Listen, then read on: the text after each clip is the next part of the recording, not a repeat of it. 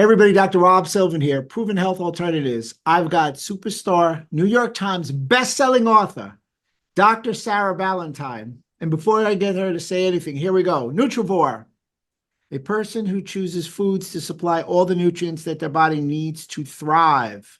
Your soundbite. I took this all from your book. Nutrivore eats nutrients. I hope I didn't steal your thunder. Thanks for coming on. No, never. And thank you very much for having me. It's my pleasure. This is great. I mean, to talk to somebody, we've had a bunch of guests talking about different diets. You know, the carnivore, phytonutrient diet, flexitarian diet, and you come from a very interesting place, one that I really agree with because I don't count calories, I count nutrients, I don't count Hmm. calories, I count chemicals, et cetera, et cetera. But you truly quote some incredible stats in your book. There's four essential nutrients for 90% or more of the population that don't get enough of these nutrients. 10 essential nutrients for which half or more of the people don't get enough. Is anybody getting enough nutrients in this world? I'm sure some magic rainbow unicorn person out there is, but I think one of the challenges is we are taught how to diet, but not how to eat. And that is the central problem that I want to fix with Nutrivore. So that whatever dietary framework you resonate with, if you want to do carnivore, if you want to do flexitarian, if you want to do the phytonutrient diet, to me, Nutrivore is about identifying which foods have which nutrients and the patterns for combining those foods so that we make sure we're getting the full range of nutrients that our bodies need. And that is not something that is incorporated into our sort of traditional diet education or nutrition education, whether we're getting that in school or we're getting that learning from people who are promoting specific diets. So Nutrivore, I consider sort of diet agnostic, right? It's a philosophy rather than a dietary structure or a dietary template itself. And it's really just about appreciating there's 49 essential nutrients. We want to get all of them. There's hundreds of other nutrients that are not technically essential, but are super important. How do we choose foods so that we're actually meeting our body's nutritional needs? And if I follow a diet where there's a nutrient that's hard to get, this can help really focus my food choice. Okay, I've got these few foods that'll fill these nutritional gaps, or maybe it identifies the need for a supplement strategy. Either way, that knowledge base is there to make sure that we fix this problem of nearly everyone falling short of meeting their nutritional needs. And maybe we can completely flip the coin to the other side and change that situation and make it so that no matter what your dietary preference is, everyone can meet their nutritional needs. Outstanding. You know, you made a good point. And here's a key takeaway that 49 essential nutrients with a lot of other needed nutrients, crucial or critical, whatever you want to call them. So again, I've the carnivore guys, which is hot now. And I did say guys because it seems that the men like the carnivore more than the young ladies. That said, where are you going to get the bulk of all these nutrients? I know it's not a diet, but what foods, what suggestions would you have for people to get So these essential nutrients? I think there's five foods that when we add those foods, it makes it easiest to get the full range of nutrients. And these might be foods that someone's already eating, or it might be foods that they're avoiding.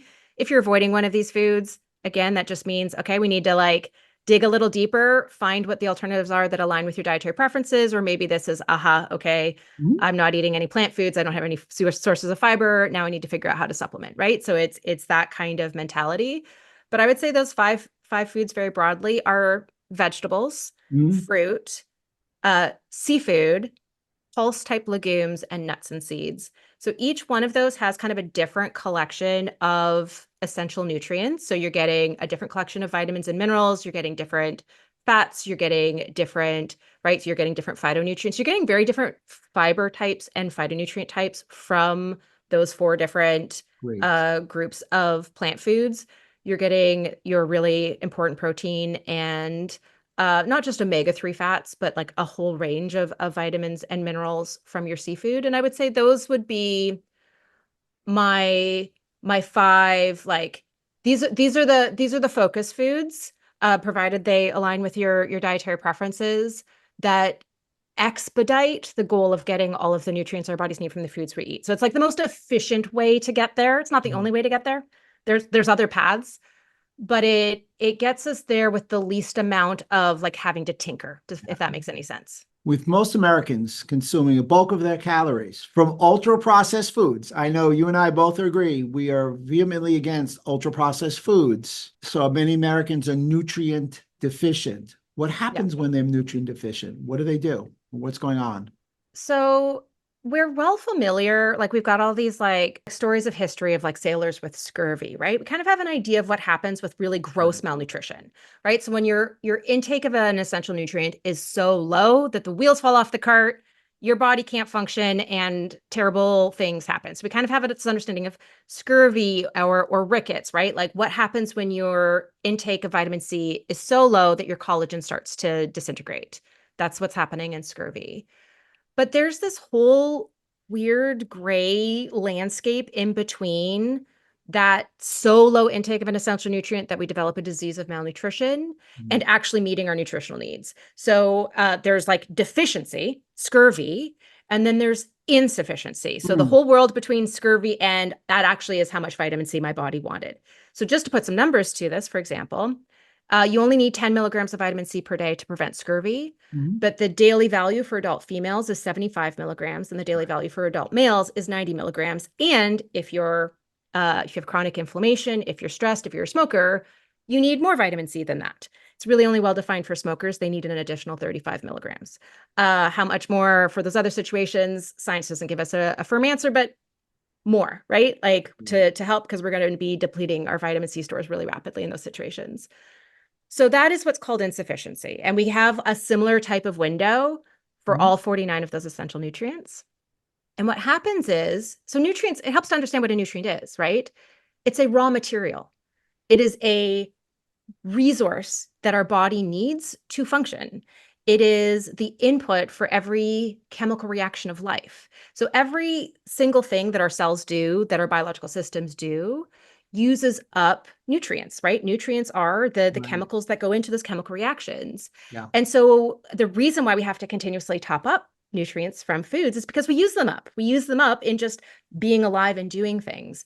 And every biological system, because Mhm. it has a slightly different function, it'll have a slightly different nutrient need, right? It's got different resources that it needs, Right. right? If you're building a house, you're going to need bricks and concrete. If you're building a car, you're going to need steel and rubber tires, right? You're just going to have different raw materials that you need.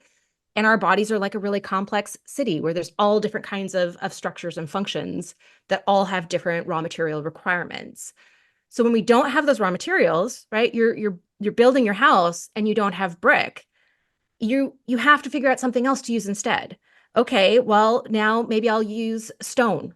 Well, the stones aren't cut the same way. So now I have to figure out how to, mortar them together in a different way than I would have done with my brick. Can I build a strong house with stone? Great metaphor. Yes, probably. But what if I also run out of stone? Right? Well, okay, now I'm going to be using some branches that I found lying on the ground. Are those going to be as strong? No, they're not.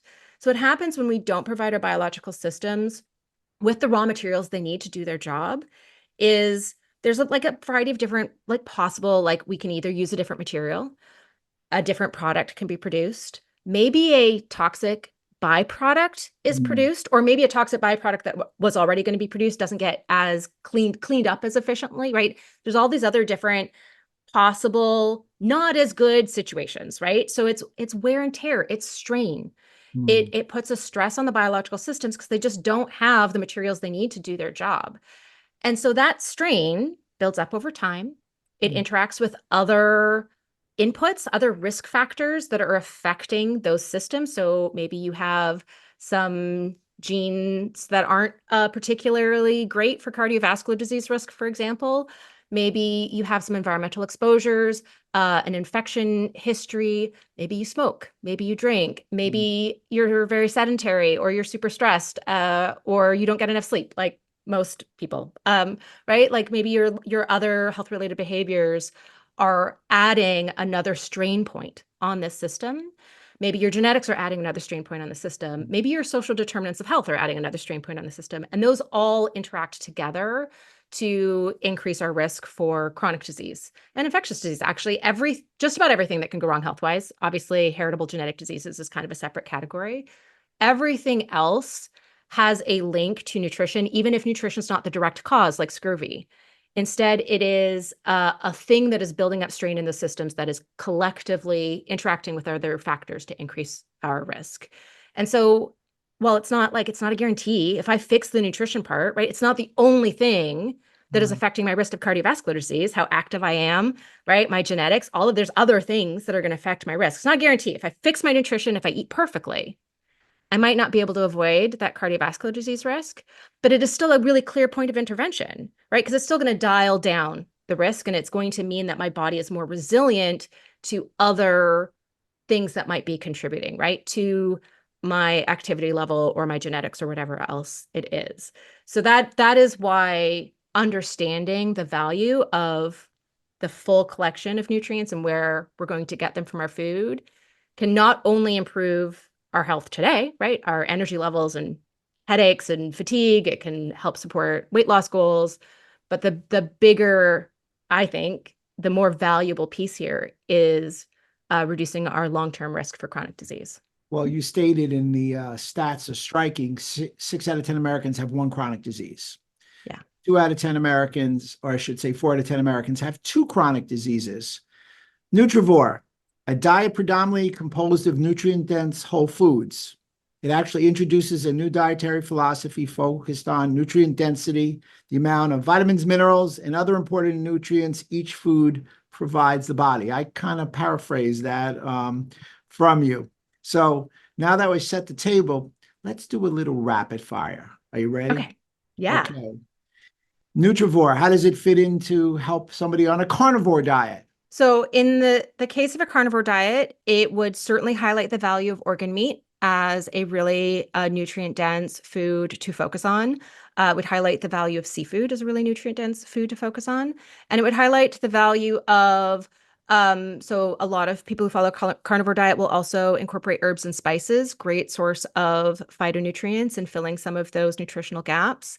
But it would highlight the need for potentially some kind of supplement, right? So there's insufficient vitamin C typically, phytonutrients, and fiber. So those are all things that we can get in supplemental form, unless you're eating, if you're eating like the stomach contents from herbivores, that would be a great source of those foods, and that would be compatible with a carnivore diet, and actually a very typical like hunter-gatherer food, especially hunter-gatherers who have more meat-heavy diets.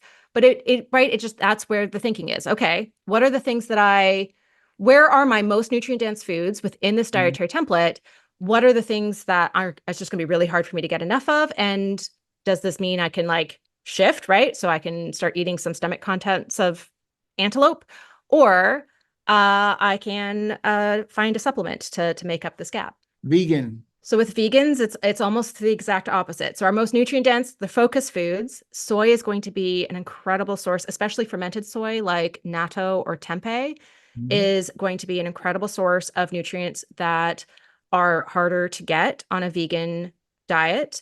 There's going to be an additional need for zinc because a lot of the plant sources of zinc are not as easily absorbed by our bodies. So we're going to increase our zinc-rich foods. So our top foods that are going to be very that are going to fill as much of those gaps as possible are going to be sea vegetables, soy products, legumes in general. And then where are the nutrients that we're not going to get enough of? We're going to potentially need a food focus for zinc. B12 is going to be the thing that's going to be just the hardest to get. So even though there's a tiny bit in fermented soy like tempeh and natto, you're not actually going to hit even close to the daily value, even if that's your primary protein source. So a vitamin B12 supplement here, and then paying attention to the iron sources. So making sure that your plant sources of iron, so your like dark green leafy vegetables, are consumed with a lot of vitamin C that reduces that iron into a more absorbable form. So that is going to be your supplement strategy. And then the omega-3s. So omega-3 fats, you can get some from sea vegetables, probably not enough. So an algal oil supplement would be another like important supplement to take to make sure we're getting the omega-3 fats. So these are 2 of the more popular philosophies, one on one side, one on the other. Yep. But it keeps hitting me. It seems like a resounding theme that you want everyone to know is, I think the best thing for you to do is eat whole foods, obviously whole nutrient-rich foods. So how would you define a whole food and tell me why you believe they're so important? Yeah, I use the loosest possible definition of whole Mhm. food. So if it even somewhat resembles the form that I would find it in nature, if I can make that out of ingredients that I could buy easily at the store, I'm going to call that a whole food. If it has the majority of the nutrients still intact, right? So even like three-quarters of the inherent nutrients still intact, I'm going to call that a whole food. I think we have a challenge with how we define whole, minimally processed, processed, and ultra processed. Um, I think this is actually easiest to understand on the two extremes. So technically, a whole food would be when I pull that carrot out of the ground and it still has the carrot tops on it, right? That is a whole carrot. As soon as I chop the tops off, it's no longer technically a whole food. Now it is processed. I cut the tops off. If I steam it, that's a form of processing. Now it is a minimally processed food. But that carrot is still going to have all of the nutrients that carrot has, right?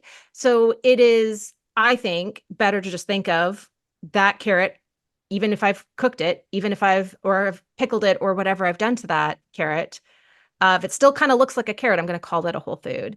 We've got the same challenge of definition on the ultra processed side of things, where there's a lot of foods that still have a lot of nutritional merit that and are very accessible and affordable that people don't necessarily realize are ultra processed, but technically count. So, like fruit on the bottom yogurt, or instant oatmeal, or canned soup, or frozen dinners are all technically ultra processed foods. But if you actually do the math, you see they have a lot of nutrients. They're very nutritionally valuable.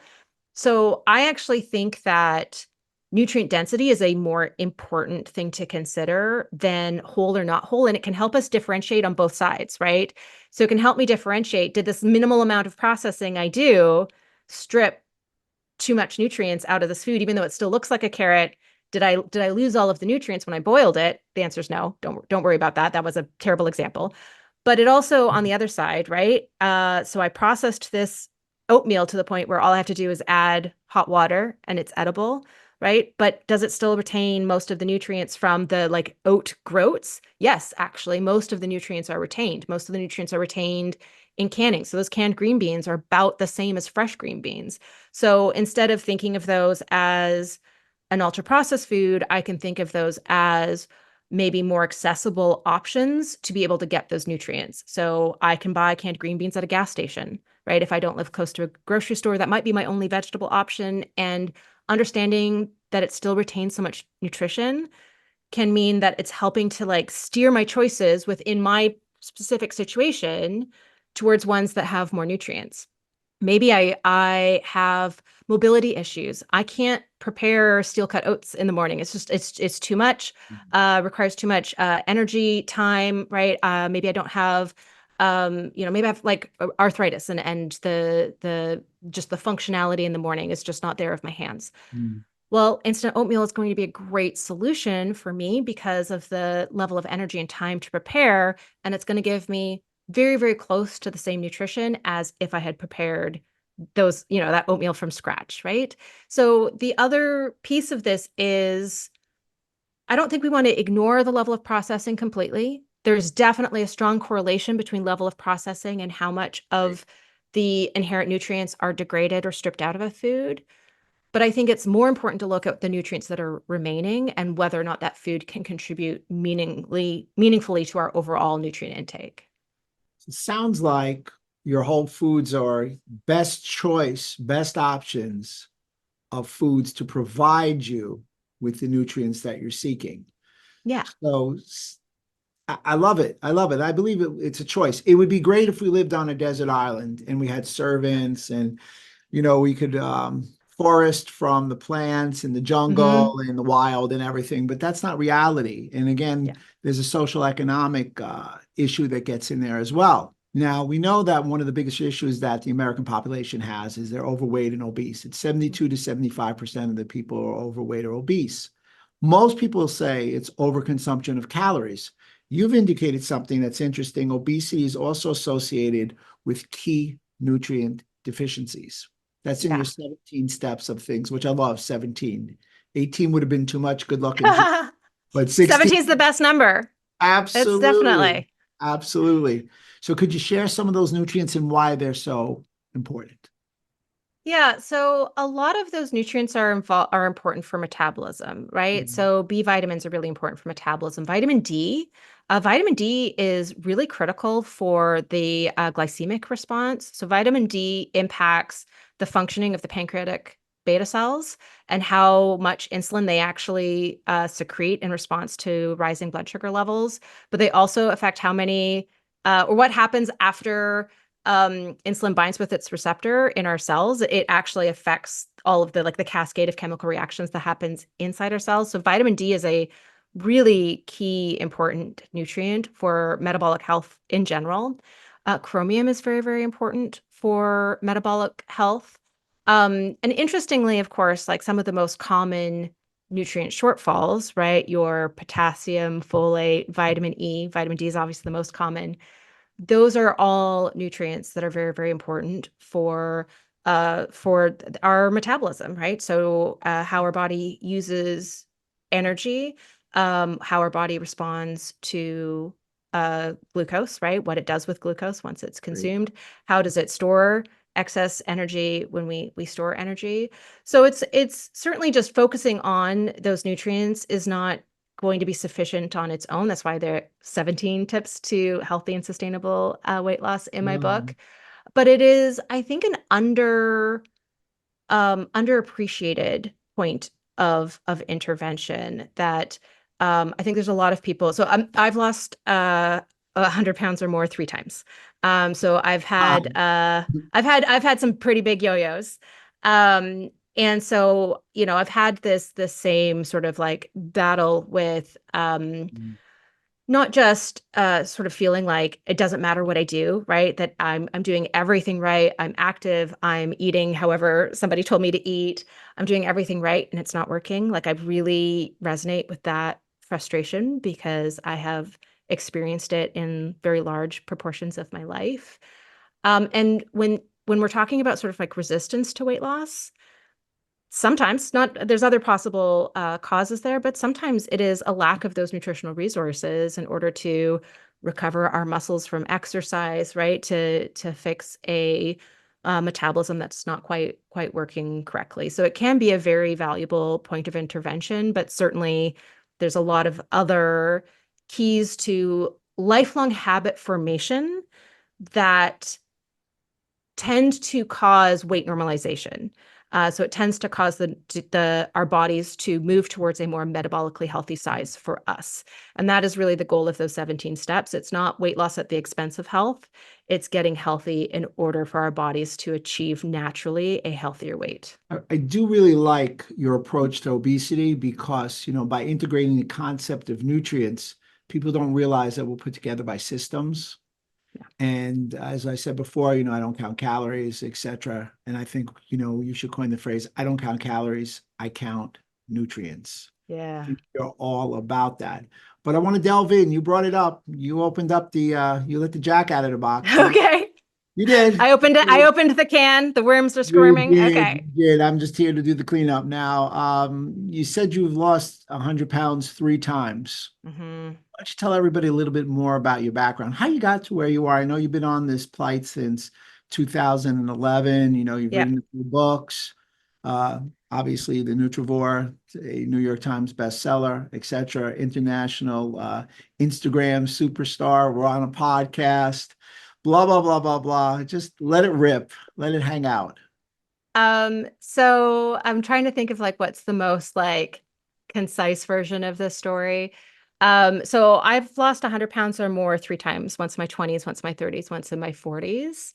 I started gaining weight around puberty, very likely driven by undiagnosed hypothyroidism. But also, some childhood trauma mixed into the mix, as is common. Um, and my experience with restrictive diets in my teen years led me to developing binge eating disorder. Mm, So that's been a really uh, a major contributor to my struggles with weight over the decades.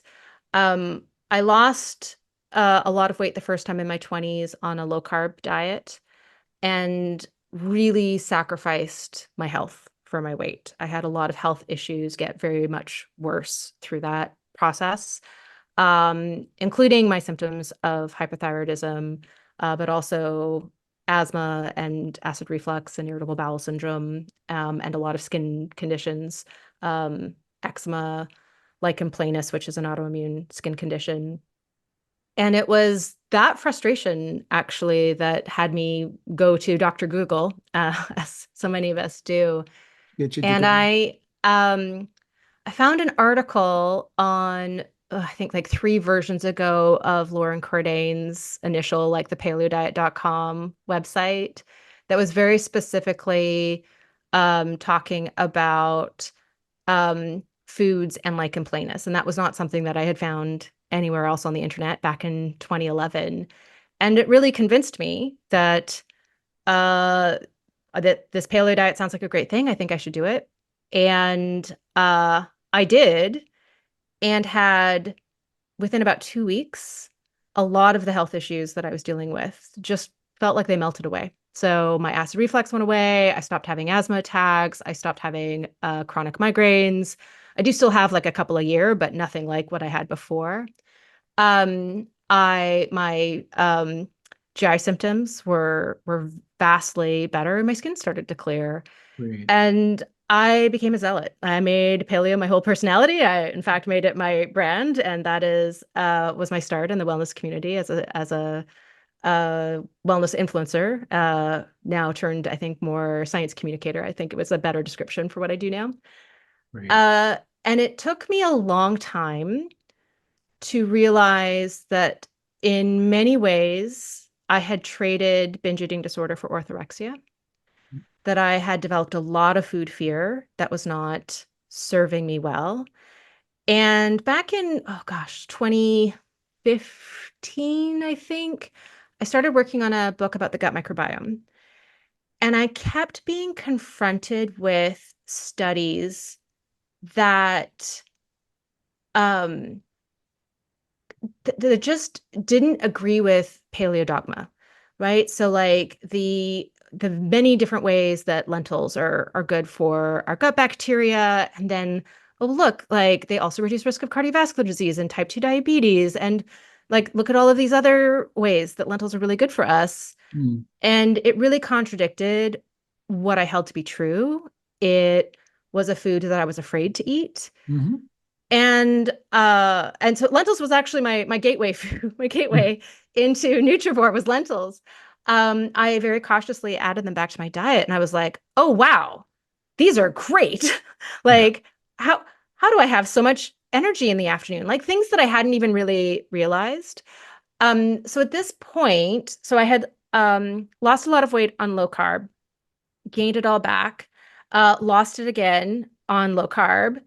Um, and then into paleo was sort of like the tail end of that second time losing the weight. And then I think a lot of eating patterns related to maybe some maladaptations in emotional processing, definitely some binge tendencies, and definitely driven by this restrictive mindset that paleo diet still is. And a little menopause thrown in for extra good measure, and my weight started Mm. to creep back up again. This is, I mean, you can just look Mm. back on my videos from over the last 6, 7, 8 years, and you can see it. And so as I was expanding my diet, learning about the gut microbiome, eventually my diet didn't look paleo anymore. And eventually I couldn't stand behind everything that I had said previously. And I knew it was time to move on, to leave that world behind and to rebrand. And that was the origin of Nutrivore, which has evolved itself over the last few years. And one of the things that I had to do in developing Nutrivore, I started getting really into the psychology of dieting and the psychology of restrictive dieting, as well as, you know, I know my knowledge base about the gut microbiome is extremely deep now. But that was what then got me into just getting much more into the basics of, well, I guess deeper than the basics of nutritional sciences, and really trying to understand what, like these foods that I've been afraid of, like what are their nutritional merits? And I realized that I had a lot of food fear I needed to face. And as I kept expanding my diet, one food at a time, um, and getting more comfortable with that process, like the more I did it, the more I was like, oh, hey, yeah, I haven't tried peanuts yet. I should add peanuts back, and I can just jump in and do it and not have to sort of have this like stress response each time. Um, I think in when I'm able to like look in the rearview mirror, I see how much my weight struggles made me susceptible to restrictive mindsets with food, but how those restrictive mindsets with food were fueling my weight struggles. And it's why the default mode on Nutrivore, like again, we've already talked about how Nutrivore is a set of principles that can be applied to any diet, Mhm. but the default mode, so how do you come into this as a blank slate?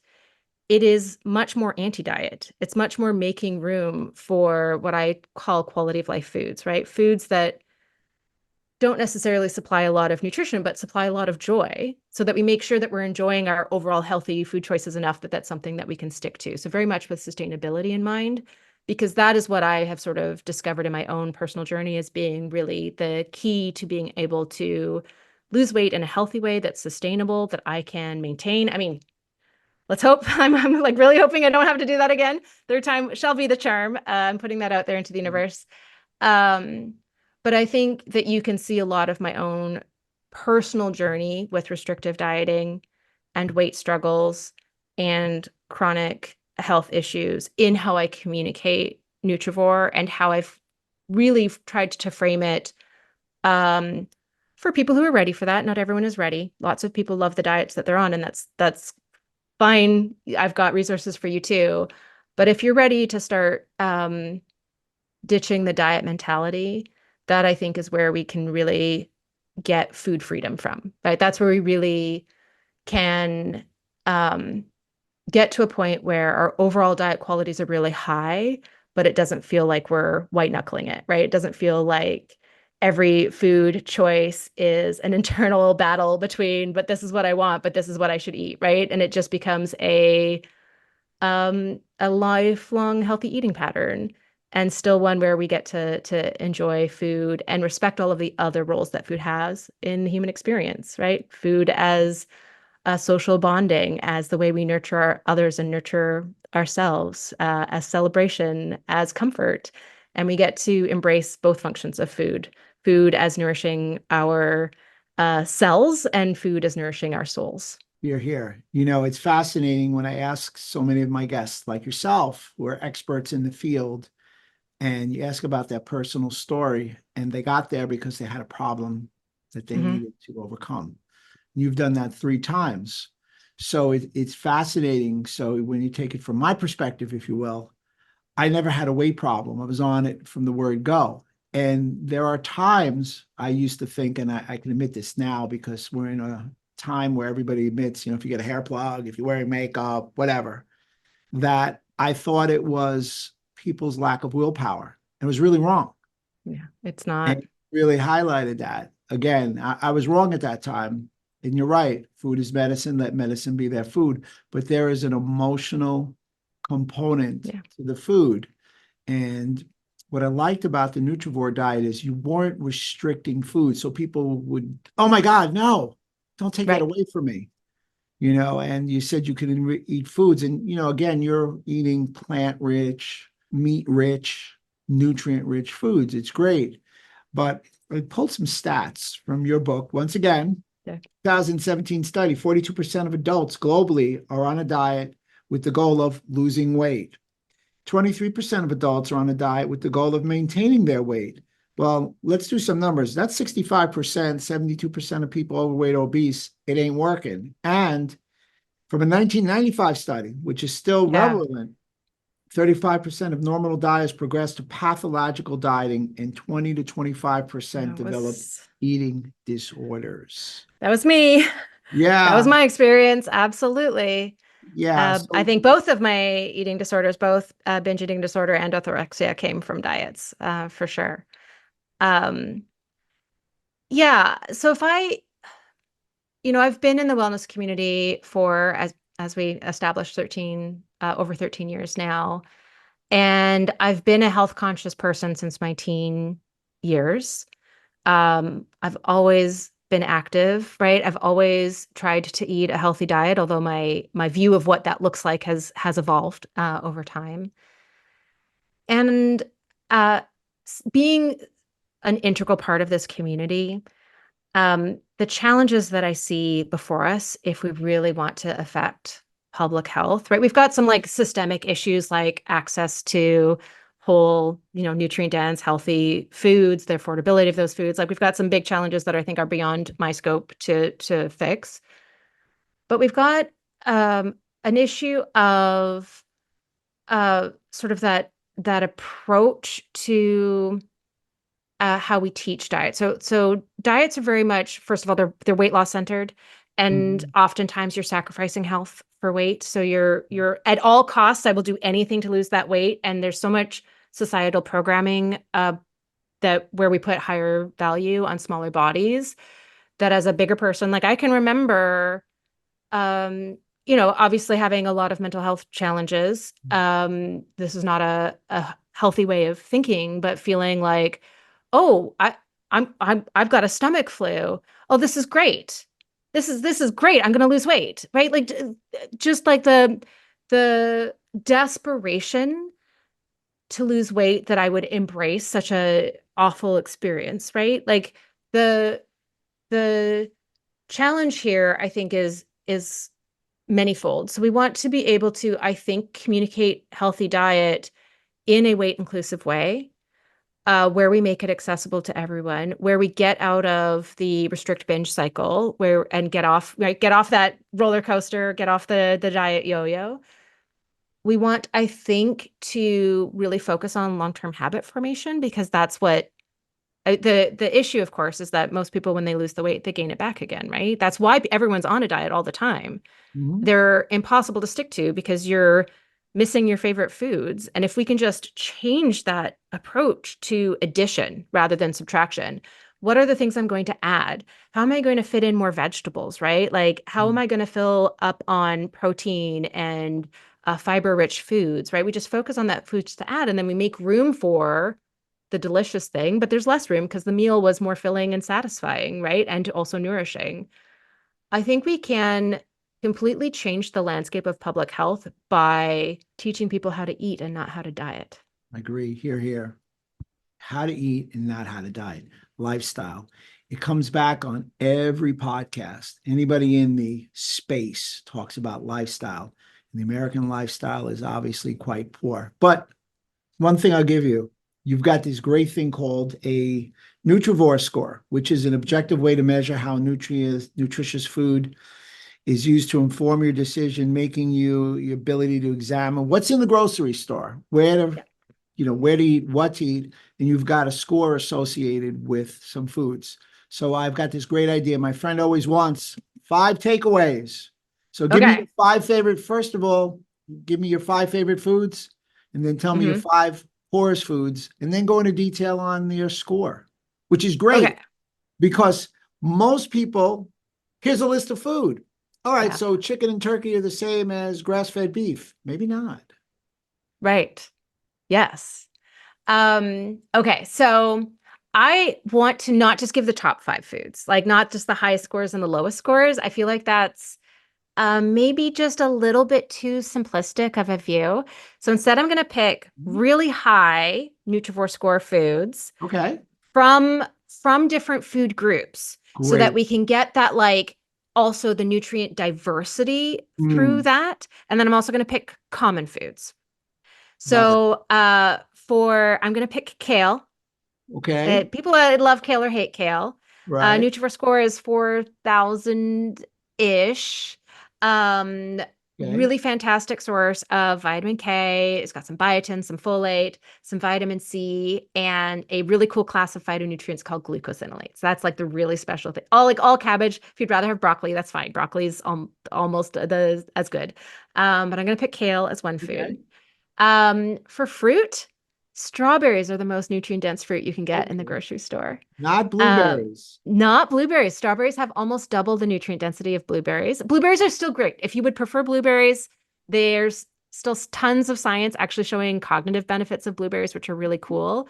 But those cognitive benefits come from anthocyanins, and all berries have anthocyanins, and strawberries have more nutrients per calorie. So strawberries are going to be my fruit choice here. Um, for I you can see I'm going by the five families we talked about earlier. I have to shout out salmon.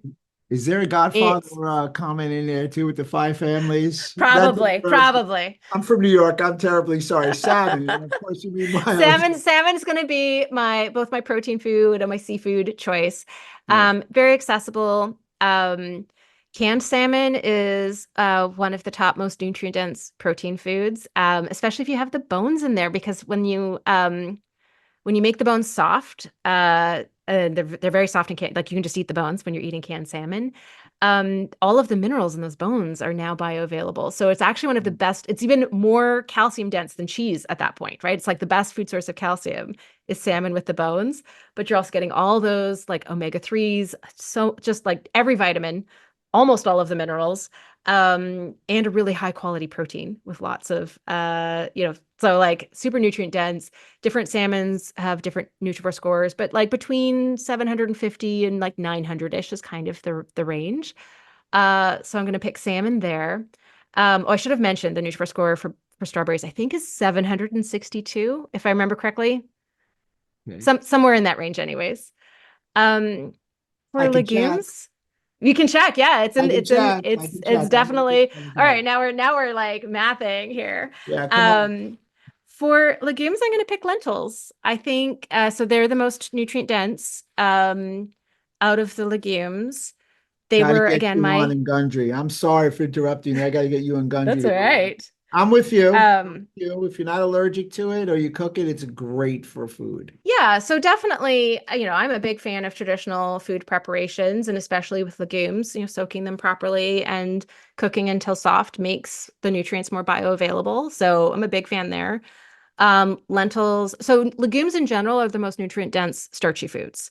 So of our slow burning starches, they're very fiber rich. They're among the top sources of fiber. They've also have bonus protein, like why not? We're thinking of it as starchy food, but it still has lots of protein.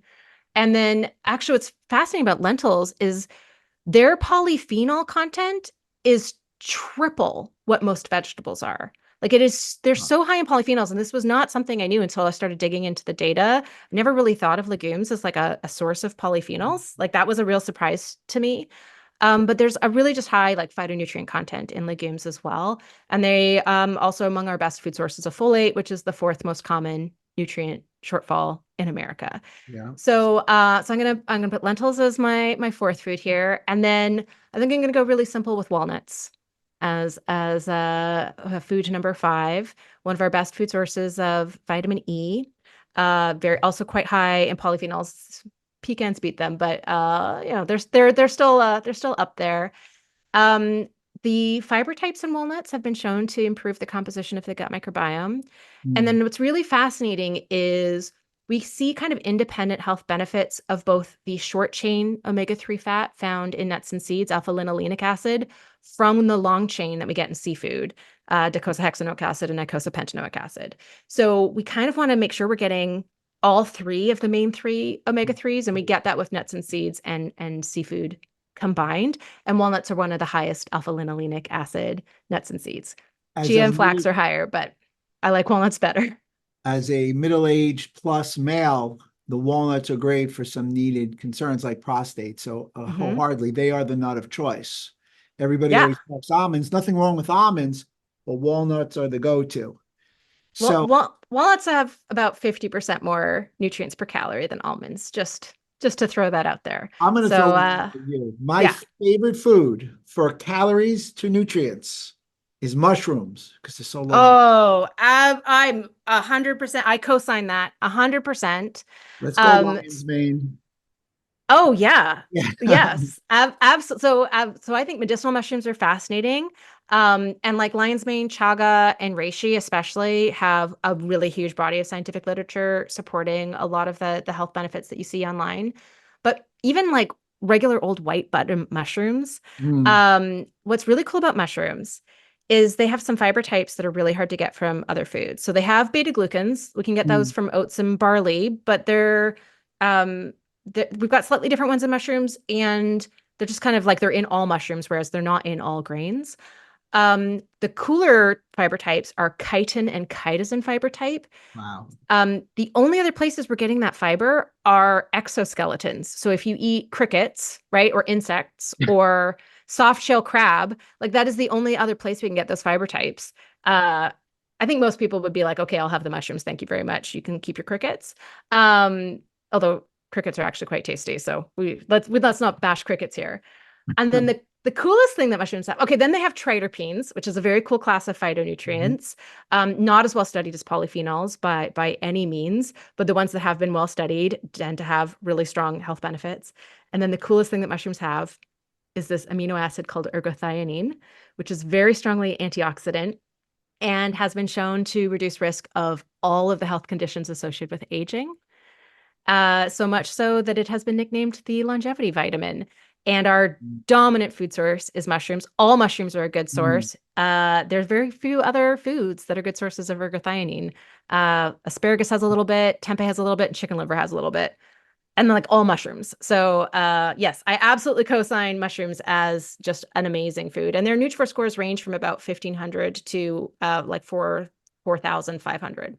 I'm not going to ask you 5 bad foods because there's no bad food if it's a whole food and it's got a Nutrivore score. However, well, I would even say that a food that's like an empty calorie, right? Like white sugar, right? It's an empty calorie. It's got a Nutrivore score of 1, right? Like it's right. It's pretty much El Diablo Blanco. No doubt right. about It's pretty much like calories and nothing else, right? But if you craft a diet where you're eating a lot of these nutrient dense whole foods, there's still room for some sugar. We obviously don't want to overdo sugar, but if you want to make yourself some homemade cookies and make it with real sugar, that can still fit into an overall healthy diet. We just want to understand the relative amounts of these different foods to eat.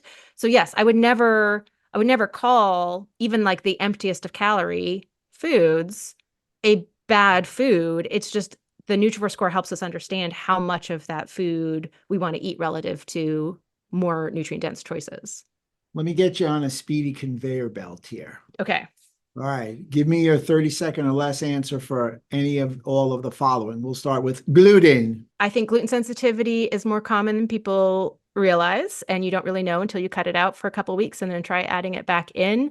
But it is not necessarily a toxin that everyone needs to avoid. Dairy. Actually, surprising, probably because of the combination of calcium and some really cool fats that dairy have, associated weakly with lower risk of many forms of cancer, especially breast cancer and colorectal cancer, and cardiovascular disease risk, and probably largely attributable to conjugated linoleic acid and C15 as 2 really cool fats that dairy have. Vegetable oils, processed seed oils. Surprisingly associated with health benefits, reducing risk of cardiovascular disease incidence and mortality, type 2 diabetes, and cancer mortality, but not cancer incidence. A lot of fear spread about vegetable oils that is unfounded and not supported by recent high-quality literature. I'll tell you in a second. Deep fried foods. Deep fried foods are associated with increased risk of health conditions because when you refry in the same oil over and over again, that does oxidize the oil. And deep fried foods tend to also have a lot of salt added, so it tends to contribute to a high sodium diet. So definitely one to moderate. Do our foods need to come from organic sources? No, they do not. Okay. Do you want me to expand on that one? The science overall shows no health difference between organic foods and conventional foods once you control for the types of foods being eaten. Are fruits fresh, frozen? Equally as good. Okay. Fructose. Yay, nay. Fructose, in not fruits. moderation. Yeah. Okay. So over 55 grams per day, it definitely can contribute to metabolic abnormalities. And certainly at 100 grams per day, fructose is known to increase risk of obesity and type 2 diabetes. So definitely something to moderate. An easy way to moderate is to get fructose from whole foods like fruits. Give me your 3 best foods for enhancing the gut microbiome. Just said the gut, not the gum, but give me your 3 favorites. And you're locked in 3. I'm locked in three. Oh Whoa. no, that's so hard. Okay, we've got to do something really fiber dense. We're gonna go with lentils. That's how I started, was searching how the lentils influence the gut microbiome. Do you know that olive oil improves the composition of the gut microbiome? So olive oil is really cool, and especially extra virgin olive oil. Impressive. And let's do something like cabbage. I mean, all of those sort of high inulin vegetables are really fantastic for supporting the growth of bifidobacterium and lactobacillus. Um, gosh, oh man, I didn't even pick a really good there's resistant starch in lentils. We'll stick with that. Um, there's so many. I mean, one of the things that supports a healthy gut microbiome is diversity. So it's really hard to pick just three foods. I I know I tried to encase you. I incarcerated you in a small room. I apologize for that. It was done deliberately. Why don't we just call it fermented foods and we'll get you off the hook and get to something even more Yes. exciting. Before I have you explain about the Nutrivore book and everything in it and what people could benefit from reading it, you've got a great appendix. It's actually Appendix B. You were talking about the Mm. link between nutrients, diseases, and symptoms. So I'm in the so glad world, you pointing out this appendix. This was months and months of work, oh, I know. both I'm myself reading and through the one of my book. I researchers. wrote two books. I was reading that part last night and I said, goodness gracious, she definitely broke her hump on this. So Yeah. take it away. Run with the baton. So, one of the things that I do in the book is I have 27 different examinations of the link between a specific nutrient and a specific health complaint. And my goal of doing that is to make nutrition personal, right? So, pretty much everyone is going to see some kind of health challenge that they either are facing or they're worried about because it runs in their family among those 27 examinations. And they're going to see a better understanding of how a specific nutrient and foods rich in that nutrient are going to improve their health. But it's really important to understand that every nutrient has multiple connections to different health problems, and every health problem has multiple connections to different nutrients. So to round out that resource, we can understand, right, if I have migraines, magnesium is going to be really important, but it's not the only nutrient that I want to focus on to reduce the frequency and severity of my migraines.